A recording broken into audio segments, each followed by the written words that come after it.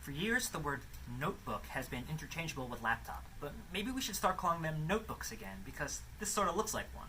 So this is a prototype from Lenovo, and it is the world's first foldable laptop, or notebook, whatever you want to call it. There's no official name, it's going to be in the X1 family, and there's no release date, specs, price, any of that, but we got an early look at this prototype, and it's really cool. So we're going to run through some features really quick that lay out some use cases. So this, for instance, is a demo of, okay, you're on the subway and you unfold it and you want to do some reading, you want to read your news, you got that. You could, if you wanted to, read it more like a book. Hold it in one hand and move with your finger. You could perhaps take notes on the bottom screen with a stylus, and while browsing the internet or doing some research on the top screen. Of course, you could write some email, and in this case, you could take an external keyboard, prop it up, and then look at that, you have a real desktop.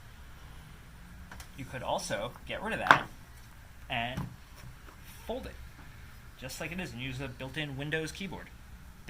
No extra hardware required. So this will have a 4x3 2K OLED panel, and that's really the most we know of the specs for now.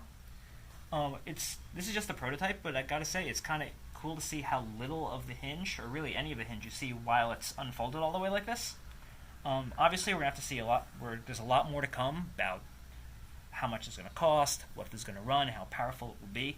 But for now, it just feels really cool to be holding the first foldable Windows notebook that I've ever seen. So for more on this as it develops, keep your eyes on Tom's Hardware.